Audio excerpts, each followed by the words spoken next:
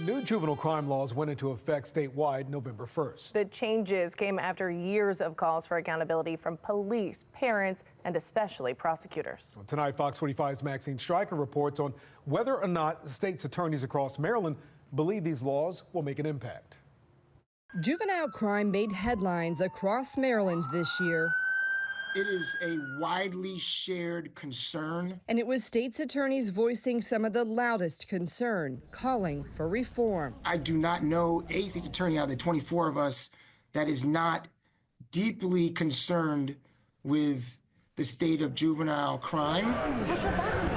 On November 1st, new laws went into effect aimed at better holding young people accountable.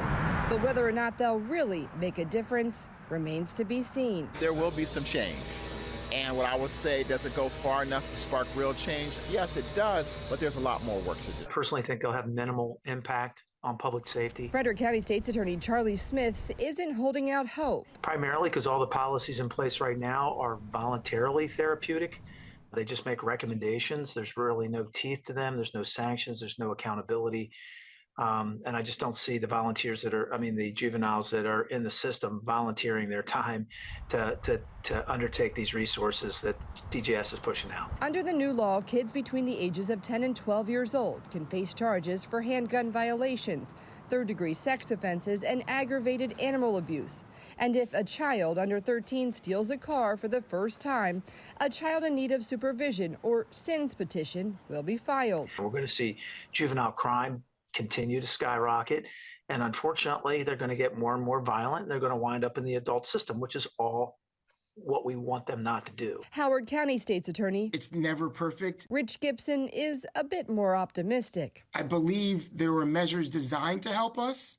That is the goal, and we will see how close we are to achieving that goal. Carroll County State's Attorney Haven Shoemaker, I think it's going to have, at least at the outset, some incremental positive impacts on juvenile crime. I mean, I would have liked to have seen some things go farther. and Baltimore County State's Attorney Scott Schellenberger believe the new laws will ultimately make a difference. I think it will give us a chance to bring in more cases, which means more juveniles will be exposed to getting probation and getting the help that they need, no matter what kind it is, and hopefully then that we won't have them keep reoffending. For now, Harford County State's Attorney Allison Healy says they'll have to take baby steps to get the results they really want, and so that juveniles are not only held accountable, but rehabilitated for a life without crime. Obviously, we as state's attorneys have, tried to make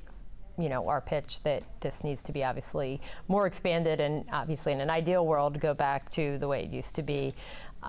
Obviously, we feel like we're not going to get it to go all the way back there, so we sort of had to do this in pieces of these are the things that we're seeing that are most important, like let's make sort of baby steps, for lack of a better word, backwards. Maxine Stryker, Fox 45 News. I'm Mary Bubala. Thank you for watching. Here's another video for you to watch. Also take some time to subscribe to our YouTube channel.